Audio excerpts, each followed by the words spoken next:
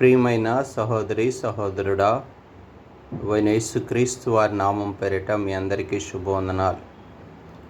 ఈ ఉదయకాలము పరిశుద్ధ గ్రంథంలో నుంచి యెషయా గ్రంథము 58వ అధ్యాయము 14వ వచనాన్ని ధ్యానాంశంగా తీసుకుందాం.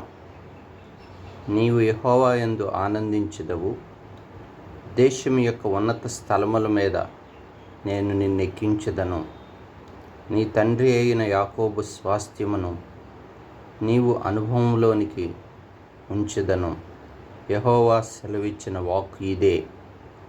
ప్రియ సహోదరి సహోదరుడా, దేశం యొక్క ఉన్నత స్థలముల మీదకు నేను నిన్నెక్కించెదను. యెహోవా యందు నీవు ఆనందించెదవు. దేశం యొక్క ఉన్నత స్థలముల మీదకి ఎక్కించుట అనగా నీవు ఘనతలోనికి వచ్చెదవు, నీవు అభివృద్ధి చెందెదవు, నీవు వర్ధిల్లెదవు, నీవు ఆశీర్వదించబడెదవు అని లేఖనాలు సెలవిస్తున్నాయి. యాకోబు యొక్క స్వాస్థ్యమును అనుభవించదు అనగా మన పితరుడు అబ్రహాము, ఇస్సాకు, యాకోబుల యొక్క స్వాస్థ్యాన్ని మనం అనుభవించేటువంటి అనుభవంలోనికి మనం వస్తాం. అనగా మనము గొప్ప ఆశీర్వాదాన్ని పొందే అవకాశం ఉంది. ఇప్పుడంటే దేవుని వాక్యం సెలవిస్తుంది.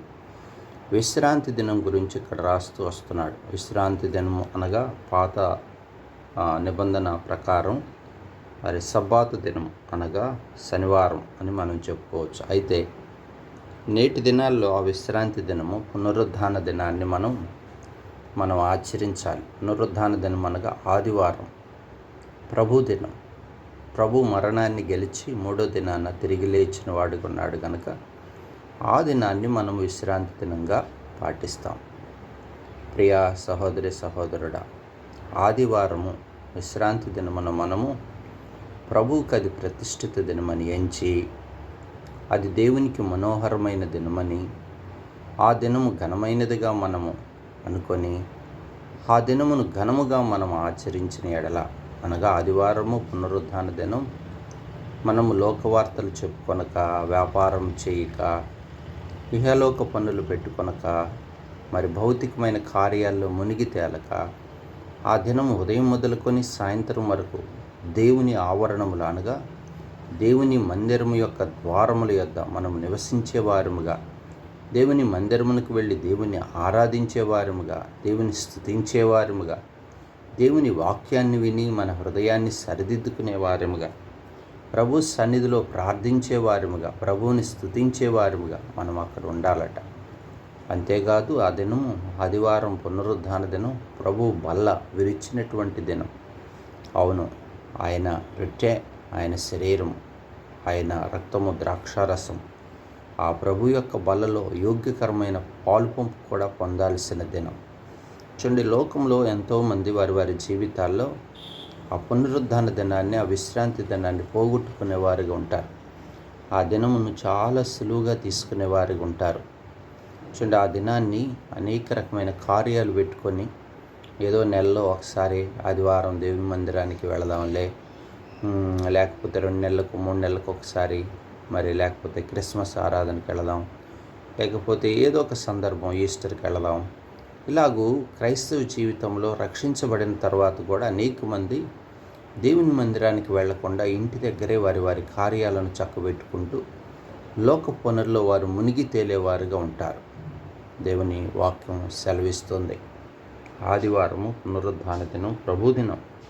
ఆ దినమును మనం ఘనంగా ఆచరించాలి. ఆ దినం మనోహరమైనది. ఆ దినము నీ ఇంటివారు కానీ, నీ ఇంటిలో ఉన్న వస్తువులైనా, మరి నీ ఇంటిలో ఉన్న నీ సంతానం కానీ ఎవరు కూడా ఏ పని చేయకూడదు. ఆ దినం మరి విశ్రాంతి దినమని, దేవునికి ప్రతిష్ఠిత దినమని నీవు ఎంచుకొని దేవుని సన్నిధిలో ఆ దినాన్ని గనక నువ్వు గడిపితే దేవుడు నీకు ఉన్నత స్థితిని ఇస్తాడు, ఆశీర్వాదాన్ని ఇస్తాడు. అవును కదా, క్రైస్తవ జీవితంలో ఈనాడు విశ్రాంతి దినాన్ని అనగా పునరుద్ధాన దినాన్ని పోగొట్టుకొని అనేక మంది పొందవలసిన ఆశీర్వాదాన్ని పొందలేని స్థితిలో ఉంటున్నాడు. ప్రియుడా, నీ స్థితి ఎలా ఉంది? నీ ఇంటి వారు ఎలా ఉన్నారు? నీకు ఆర్థిక వెసులుబాట్లు ఉన్నాయా? చక్కగా ఉంటున్నావా? నీవు పొందవలసినంత ఆశీర్వాదాన్ని పొందగలుగుతున్నావా? నీ సంతానపు వారు దీవించబడుతున్నారా? నెమ్మది సమాధానం నీ ఇంటిలో ఉంటుందా? లేదు అలజడులు, కలవరములు, శోధనలు, ఇరుకులతోనే, అనేకమైన శ్రమలతోనే, అనేకమైన నిందలతోనే నీ ప్రయాణం కొనసాగించాల్సి వస్తుందా?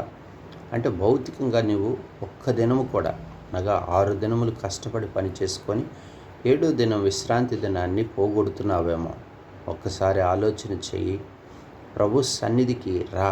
నీవు నీ ఇంటివారు దేవుని ఇంటిలో ఆదివారం పునరుద్ధానాన్ని నిశ్చయించు. ఆ దినం వ్యాపారమున్న, ఆ దినం ఉద్యోగం, ఆ దినములో వచ్చేటువంటి ప్రతి ఆటంకాల అడ్డులు తొలగించుకో. ఒకవేళ అది ప్రభు చిత్తము కానప్పుడు దాన్ని చేయటానికి ఇష్టపడగాకు. ఒకవేళ అలాగూ చేస్తూ ఉంటే నీకు నష్టము, శాపం తప్ప మిగిలేది ఏమి ఉండదు. ఒక సమయం వచ్చినప్పటికీ దుర్భేద్యమైన, బలహీనమైన స్థితికి నీ ఇంటివారు దిగజారిపోయే పరిస్థితి రావచ్చు. నీ కష్టాన్ని నమ్ముకొని ఆ దినాన్ని కూడా నువ్వు వాడుకుంటా ఉంటే ప్రభు అందుకే నీ కొరకు ఈ ఉదయకాలం నీతో మాట్లాడుతున్నాడు. లేదు అశ్రద్ధగా ఉంటారు, కొందరు సోమరులుగా ఉంటారు, కొందరు నిష్ఫలులుగా మిగిలిపోతుంటారు. అన్ని ఆదివారాలు వెళ్తున్నాం కదా, ఈ వారం వెళ్ళకపోతే ఏంటబ్బా ఏమవుతుందిలే అనే తలంచేవారుని మనం చూస్తాం. ప్రియ సహోదరి, సహోదరుడా, ఒకవేళ ఇలాంటి చెడ్డ అనుభవం, దేవుని మందిరానికి వెళ్ళని అనుభవం, 7వ దినాన్ని కూడా వాడుకునే అనుభవం అలాగుంటే నువ్వు పొందవలసినటువంటి దేశం యొక్క ఉన్నత స్థితిని పోగొట్టుకుంటున్నావు. చేతులారా నీకు రావలసిన ఆశీర్వాదాన్ని విడిచిపెట్టుకునేవాడివి ఉంటున్నావు. ఇప్పటికైనా పర్వాలేదు, సరిదిద్దుకో. ఆ పునరుద్ధాన దినం అనగా విశ్రాంతి దినం దేవుని సన్నిధికి వచ్చి ఆ దినము మరి నిశ్చయించుకో. ఆ దినకాలపు వ్యాపారాలు, ఉద్యోగాలు వాటన్నిటిని సంపూర్తిగా దేవుని వాగ్దానాన్ని నమ్మి విడిచిపెట్టు. దేవుడు గొప్పగా నిన్ను, నీ కుటుంబాన్ని దేశం యొక్క ఉన్నత స్థలం మీద ఎక్కిస్తాడు.